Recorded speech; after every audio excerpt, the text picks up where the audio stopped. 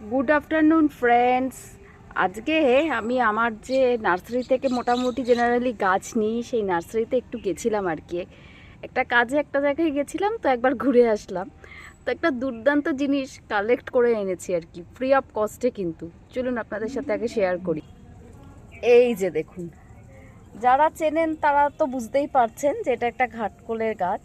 আর যারা চেনেন না তাদের জন্য বলি যে এটা একটা ঘাটকোলের গাছ। বলতে ঘাটকোল এক ধরনের শাক, কচু জাতীয় আর কি, আমার খুব ফেভারিট। তো সেইটাই আমি দাদুর ওখানে আসলে অনেক জমি জমা, তো ওখান থেকেই দেখি যে একটা জায়গায় হয়ে আছে, তো তুলে নিয়ে এসেছি। চলুন আজকেই এটাকে বসিয়ে দেব।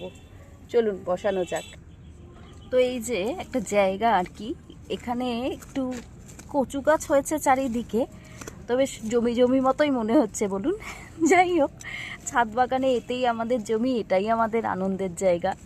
তো এখানটাই এই একটুখানি খুঁড়ে নিচ্ছি, ফাঁকা করেই রেখেছিলাম। এই দুটো কচু গাছ হয়েছে, ব্যাস আর ফাঁকাই আছে। তো এখানেই খাটকোলটা বসিয়ে দেবো। এই যে নিয়ে এসছি ওকে, বেশ শিকড় সমেতই তুলতে পেরেছিলাম। দাঁড়ান বসিয়ে দিই। এই জাতীয় জিনিস তো একবার মোটামুটি বসিয়ে দিতে পারলে বাগান থেকে খুব একটা আর যায় না।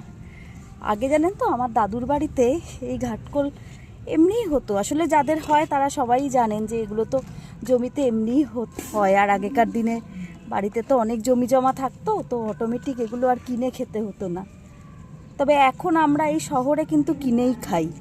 এই গাছটা পেয়ে আমার খুব আনন্দ হয়েছে জানেন তো। 2-4টে ফুলের গাছ কিনেছি ঠিকই, কিন্তু তার সাথে এই গাছটা পাওয়াতে খুব আনন্দ হলো।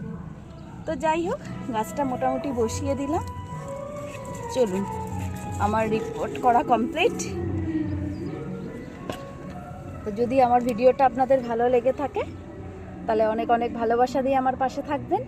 আর হ্যাঁ, চ্যানেলটা সাবস্ক্রাইব করতে ভুলবেন না কিন্তু। টাটা।